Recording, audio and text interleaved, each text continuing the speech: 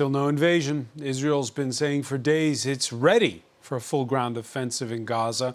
But outside of limited incursions, the infantry is still on standby. According to U.S. media, the United States, through its defense secretary, urging his Israeli counterpart to hold off, this in a bid to secure the release of more hostages, like the pair of Americans freed after negotiations brokered by Qatar, with the number of abducted that Israel now puts at 222. We'll ask how that bargaining is going and how the leadership in Israel is handling the crisis, what with a prime minister who's rowed with his own military and whose popularity has plummeted spectacularly. Benjamin Netanyahu still refusing to accept blame for the security lapses that allowed Hamas to carry out the October 7th massacre. But even his opponents say that at the middle of a war is not the right time to replace a leader. Are they correct? More broadly, the blockade and daily bombing of Gaza continues to kill civilians, Palestinian civilians. A few dozen aid trucks from Egypt won't be enough as the EU considers whether to endorse the United Nations call for a humanitarian truce, as each day of war heightens the threat of a second front with the Iran-aligned Hezbollah movement out of Lebanon. It's clear that time is on nobody's side. Today in the FR24 debate, we're asking, when is the ground offensive? Joining us from Tel Aviv, former Israeli intelligence official Avi Melamed, geopolitical analyst and author of Inside the Middle East. Thank you for joining us. Hello, good evening. Thank you for having me. From Ramallah, Mustafa Barghouti, Secretary General of the Palestine National Initiative, member of the PLO's Central Committee. Welcome back to the show. Thank you. Good to be with you. John Linden is Executive Director of the Alliance for Middle East Peace. Good to see you. You too. Thank you. And we'll be joined from Jerusalem by correspondent Iris Mockler shortly. Your reactions on the hashtag F24 debate. A third convoy in as many days reaching Gaza from Egypt. 20 trucks, some 50 in all in 3 days. That's half the daily needs of that Palestinian territory, says the UN. Meanwhile, the Israeli airstrikes continue. So do the Hamas and Islamic Jihad rocket and drone attacks from Gaza. No ground invasion on day 17, but there have been small incursions into Gaza by Israeli forces. In Gaza, IDF forces raided Gaza today, close to the border, as part of the effort to prepare the space for an attack following information on the missing and abducted, a top priority of national mission. During one of the raids, an IDF fighter was killed and 3 fighters were wounded. Their families were notified. Avi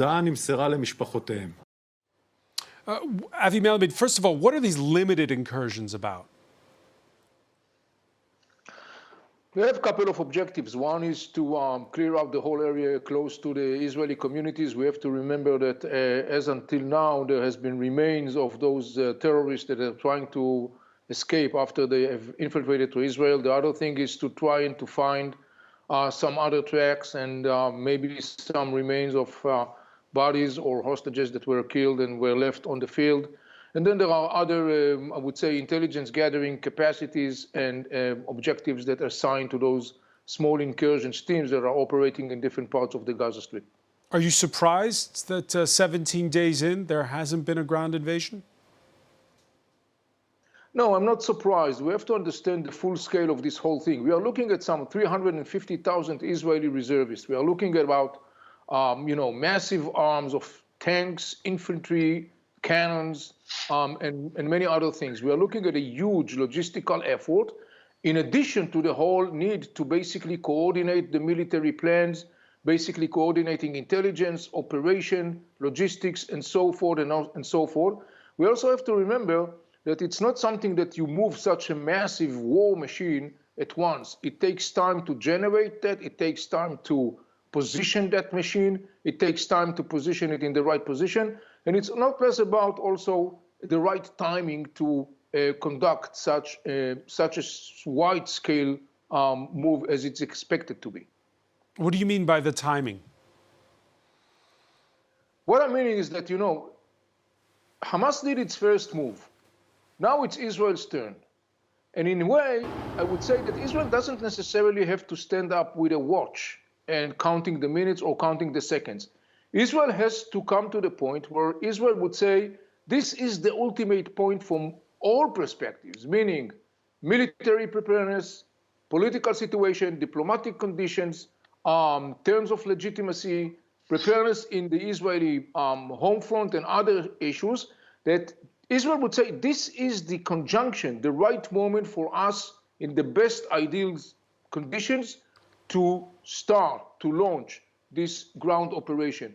Basically what I'm saying, this is not something that is subdued to some sort of like watching the minutes or the seconds.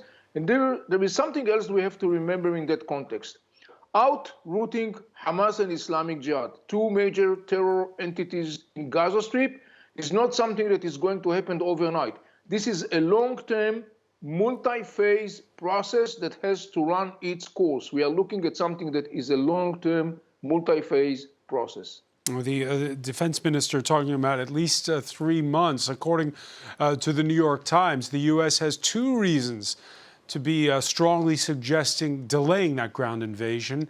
The first is that because the Pentagon is helping advise Israel on military actions, including the ground invasion. The second reason, the defense secretary talking about recovering the hostages as a priority. That's according to one U.S. official quoted there by the New York Times. The Associated Press also in the last hours quoting sources on that. Let's cross now to Jerusalem and correspondent Iris Makler. Iris, if Israel waits, first of all, on the military side of things, if Israel waits on the U.S.'s timing, that could be a long time. As you know, in a war, the U.S. doesn't travel lightly. They wait until they've got all the sandbags and all of the aircraft carriers and all of the soldiers. Well, there has been a suggestion in the press today, coming out of Washington and Jerusalem, that there's been a direct request to Israel to delay this so that America can get its more men to this region. It has the 2 aircraft carriers, as you know. They brought in 2,000 troops last week, I believe. And now we're seeing a request for more troops, which will bring the troop numbers here, that's US troop numbers here in the Middle East, to the highest level since 2014, since the battle for ISIS began.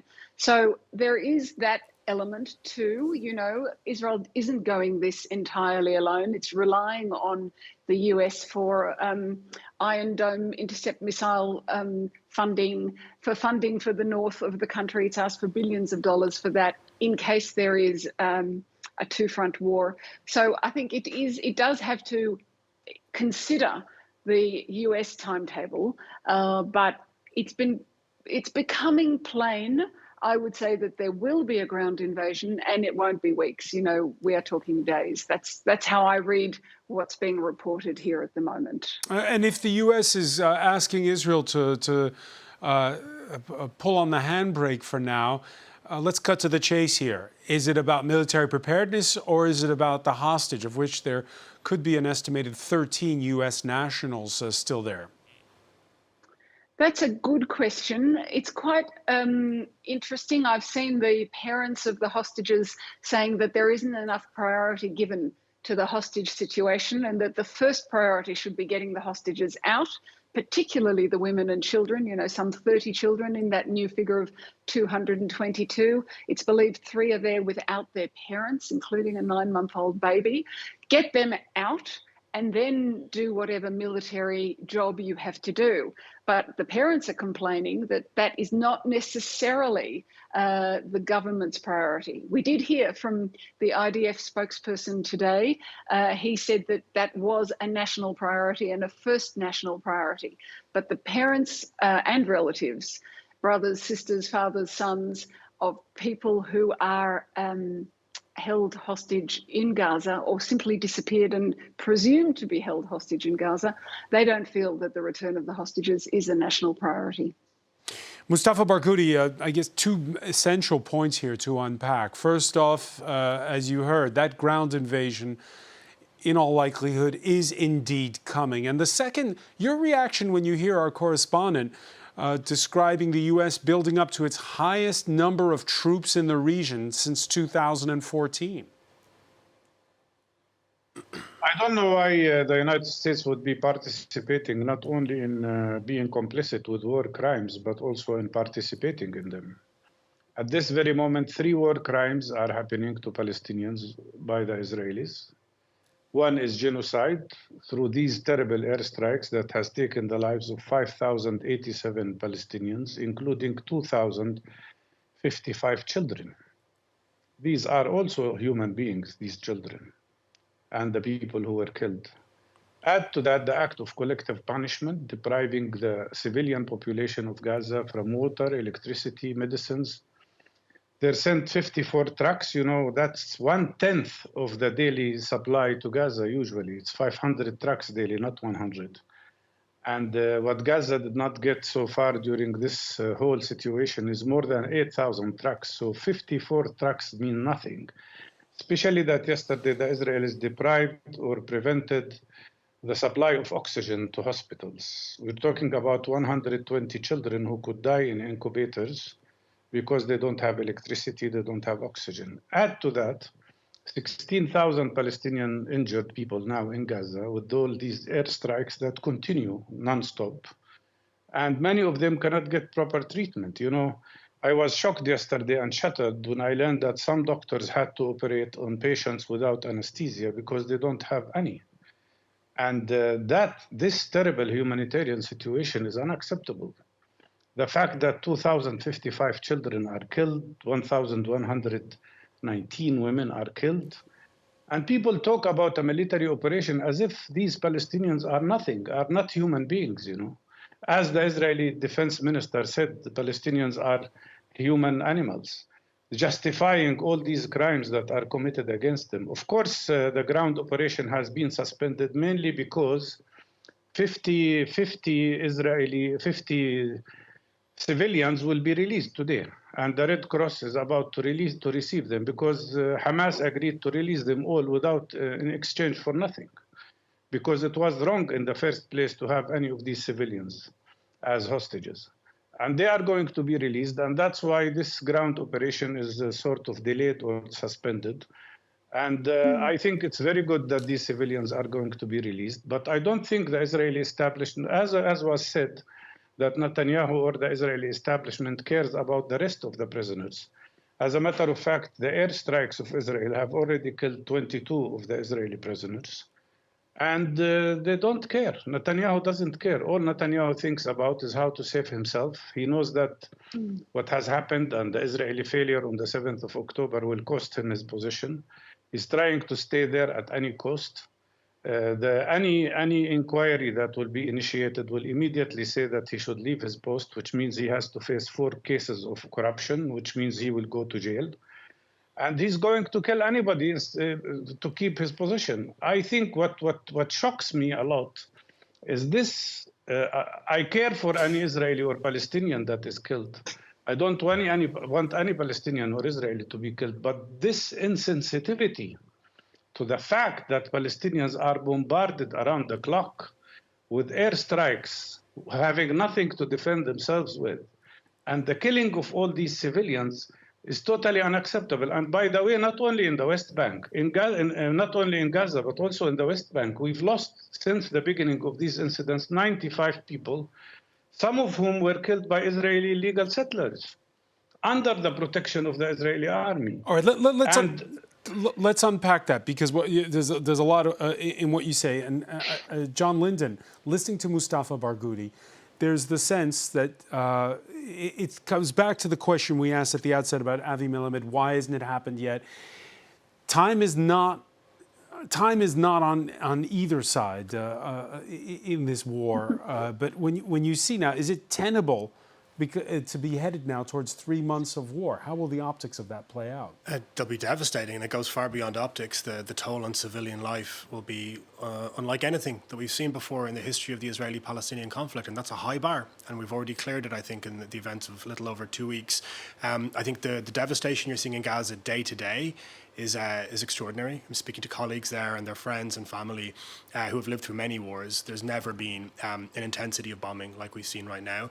And then equally, when it was alluded to in Mustafa's comments as well and yours, the situation in the West Bank is very close to boiling point, and in East Jerusalem, very undercover. But the situation in East Jerusalem, speaking to a colleague today, is almost from a humanitarian perspective as well, actually. Like over 70% of East Jerusalemites live below the poverty line, and there's people are afraid to go to work, the service is not being provided.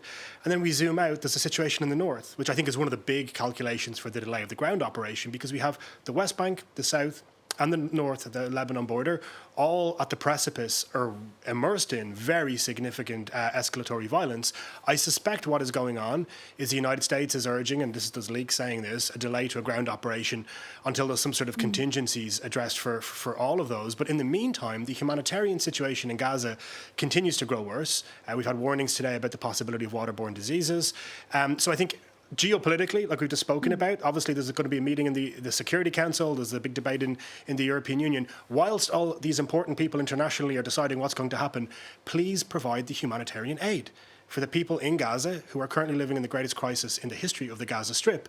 There seems to be no reason for that not to be the overriding priority in this kind of waiting period we grisly seem to be in right now. Avi Melamed, can Israel, militarily they can do it, but can they politically afford to spend 3 months in the Gaza Strip? You know, I heard Mr. Barghouti's speech and rhetoric. You know, many players in the Middle East are longing for the downfall of Hamas and Islamic Jihad. These are two radical, extreme factors. Mr. Barghouti forgot to mention, unfortunately, that in 2007, Hamas took over Gaza Strip violently, butchered his own brothers, the Palestinian Authority, throwing people from the rooftops and shooting them in the hospitals. And since then, Hamas dragged Gaza Strip to havoc, to disaster, to death. Many people in the Arab world loathe Hamas. Many people are wishing Hamas will fall down. And that's why you are killing Palestinian civilians? That's why you are killing Palestinian civilians now?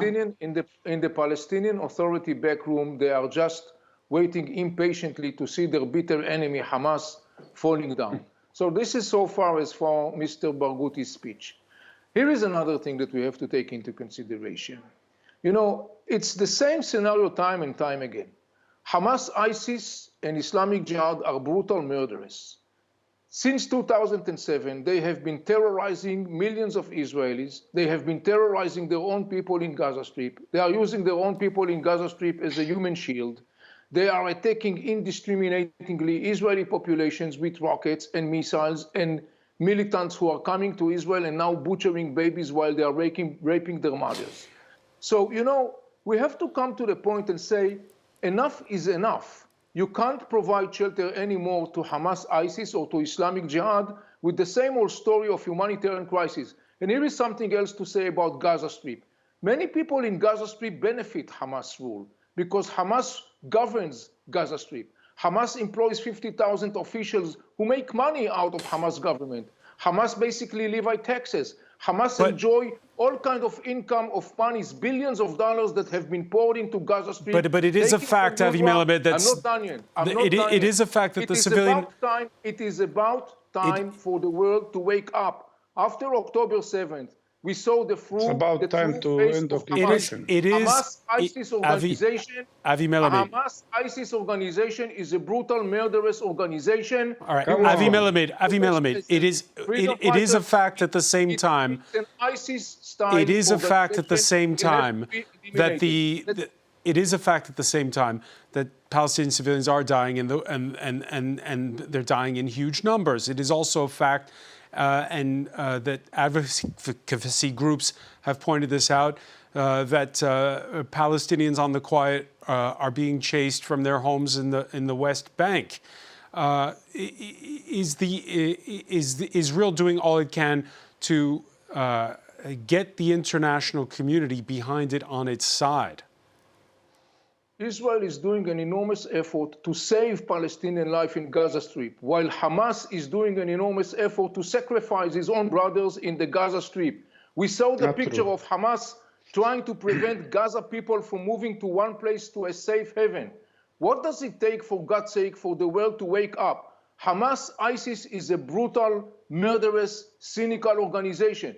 The evidence is in front of us. Many people in Gaza Strip are suffering from Hamas rule. He is terrorizing them. He's butchering them. He's using them as a human shield. Across the Arab world, there is a lot of anger and criticism of Hamas because of his coward behavior. It's about time that the international community will say to Hamas, enough is enough. You are ISIS-style organization. You are a murderous organization. You are every time playing the card of, oh, we are so miserable. We are so victims. While you, Hamas, you and the Arab world is saying that to Hamas, you are the one that's responsible for the catastrophe in Gaza Strip. You are the one that dragged Gaza Strip to havoc and destruction and death. It's about time Hamas will be held accountable for his atrocities. Mustafa Barghouti, very quickly, because I want to move on to what the other point you made about domestic politics in Israel. Well, your guest has repeated so many lies that were told by the Israelis, but repeating lies do not make them facts. Hamas is not ISIS. The only man I know in the region who cooperated with ISIS was Benjamin Netanyahu, who brought ISIS fighters from Syria through the Golan Heights to treat them in Israeli hospitals. And that's something shameful he should be ashamed of. Hamas is not ISIS, and I'm not going to defend Hamas here. I don't belong to Hamas, but I am telling you, this dehumanization of Hamas is used to dehumanize all Palestinians. And the root problem here, what would you tell a person like Ramiz Souri, who's a Christian Palestinian who was bombarded in the oldest third church in the world in Gaza, and lost 12 of his family members, including his 3 children? What does he have to do with Hamas? This is a slaughter. This is a genocide against all the Palestinian population. And this is the 6th war that Israel is conducting on Hamas. And it will not eradicate it because Hamas is an idea before it is an organization. The question here is why Israel continues the Israeli military occupation of Palestinian land. 56 years, yes, enough is enough.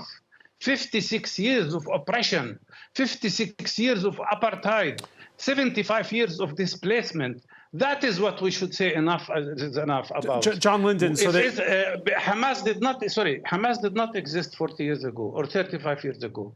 You used to accuse PLO of being a terrorist organization. The question is why Israel continues to occupy Palestinian land? Why Israel obstructed since 2014 any peace talks? And why Israel is not allowing the establishment of an independent Palestinian state. Let's address some of these points. John Linden, there's the initial horror on October the 7th. And by the way, Hamas using body cams to carry out some of those massacres. Yes. And we're getting more and more evidence of that. And then on the other hand, what you described going on right now inside of Gaza. Yeah, I mean, so ALMEP, the organization that I run, we're 160 plus organizations of Israelis and Palestinians. I'm unusual in that every day I'm hearing the trauma from both directions. Palestinian colleagues sharing stories, images, videos of what's happening in Gaza. Israeli colleagues of what happened on October 7th, including 2 members of our organization who have leaders who are currently held hostage inside Gaza. And I agree, I want to underline the call for the hostages to be released. I think that's one of the ways in which we can actually change the current dynamic that we're on. But I want to kind of zoom out and address some of the points made, because I can hear in both comments from the region a sense that this is a watershed moment and that things need to change. Now, there's a very different understanding, perhaps, within both Israel and Palestine what may need to happen. But I think we all need to acknowledge that we've had a glimpse into an abyss here of how bad things can get, and I think they're going to get worse over the coming days. And it needs to be seen as a place for a handbrake turn back towards diplomacy. When we talk with the international community, by the way, this is the most attention they've been paying to Israel-Palestine for 20 years. Let's ask why. Because there's horrific violence. Because they have deprioritized this conflict for the last 2 decades, failed Israelis and Palestinians, and allowed a situation of unprecedented escalation to take place. So maybe the only thing that may, in hindsight, at some time in the future, be a positive outcome of this horror show we're seeing right now is people like Emmanuel Macron coming to the region, President Biden, saying that this is our top priority, not just to try and make sure that the conflict itself is waged according to international humanitarian law and that humanitarian aid is provided. These are very important. No, that in its aftermath, we have a sincere, determined and conclusive, not just effort, project that succeeds to deliver peace, equality, self-determination and security to both Israelis and Palestinians. If the world moves on after this horror show and moves back to this failed paradigm of conflict management, then there's an awful lot of responsibility in Brussels, Berlin and Washington, D.C., as well as in the region itself. And we'll get back to what could happen with Emmanuel Macron's visit and an EU summit that will follow on Thursday. I want to talk about domestic politics in Israel for a moment. We've mentioned those hostages at several times. The first two liberated thanks to Qatar, raising hope more will come. Chicago area residents Judith Tai Ranan and her teenage daughter Natalie Shoshana Ranan had been on a trip to the Nahal Oz kibbutz when they were captured October 7th. It's the man in the middle, though, grabbing headlines. Many Israelis, including Haaretz cartoonist Amos Biderman, unhappy to see Benjamin Netanyahu's appointed coordinator for the captives and the missing. His name is Gal Hirsch in that frame, the retired general who is under investigation for corruption, accused of getting the job because of loyalties to Netanyahu, not his hidden skills as a negotiator. And by the way, if the cartoon's not enough, here's the lead editorial next to it, Iris Makler, with the words, instead of freeing the hostages, Hirsch, like everyone in Netanyahu's circle, is preoccupied with absolving the prime minister of responsibility. So even the hostage release becomes a moment of internal political strife? I think Netanyahu is his whole government is in internal political strife right now. He has sold himself as Mr. Security. That was his name in Hebrew. And then on his watch, there has been the largest security failure, both in terms of intelligence, but also in terms of protection. You know, the Israel Defense Forces, that's what they're called. The IDF didn't come in time to help people. All of those things cause internal strife for him. The criticism that is made is that he can't put all his own personal problems, all of what might come after, to one side and actually manage this conflict or manage this issue, either militarily or diplomatically, as is being suggested, you know, a watershed moment, do something with it. He can't do any of that because he's just obsessed with his own interests. That's what I read. That's all the criticisms that I read. So there's no faith in him, really. There's a very fractured cabinet. The army is briefing against him because he's been briefing against them. Just today, we saw an announcement from the Prime Minister's office saying that reports of friction between the army and the cabinet are misplaced. Don't report them anymore, they're not factual. Well, you only put those things out when they are factual, really, frankly. And all of this is bad for the feeling of, here's what the people say. The people here say anything that's getting done at the moment is getting done because people, ordinary people, form a group, go get it done, help people move out of their houses, find them goods. All of that's being done by ordinary people. The government is nowhere to be seen. And that's why I think the latest opinion poll showed an 80% disapproval rating for Benjamin Netanyahu. Avi Melamed, before the show, I looked up, during World War I, France replaced 5 prime ministers. So you can change leaders in wartime. Should Benjamin Netanyahu go now? Well, as mentioned before, there is a growing debate within Israeli society. There is a lot of criticism on Netanyahu. He's totally, disliked today in Israel, and for good reason. He refuses to take responsibility for this big failure that happened during his watch, during his shift. And it's definitely percolate to all level of the public realm and public discussion. Roughly speaking, there are 2 opposing perspectives regarding that issue. One camp says, right now we are at a war. We are in a brutal war. We have to defend ourselves. This is a war over the fate of Israel and the people of Israel. So for now, let us all focus in the war, winning the war. And then after that, we will turn and to deal with political issues. And then there is the opposing camp that says, like, no. The fact that we are engaged in a war doesn't necessarily mean that we also have to neglect the political arena. We have to demand accountability of the leaders of the state of Israel, the current government that is coming across under massive criticism, and rightly so. This government is dysfunctional. And actually, as mentioned before, what we see today is just a disgrace where the government is unable to provide its mission, its responsibility for people. Luckily, the people of Israel are so resourceful, they can basically manage themselves. But this government in Israel is basically a disgrace, and this is a dysfunctional government. And these are the two basic camps that you see today in Israel engage in this heating debate regarding that issue.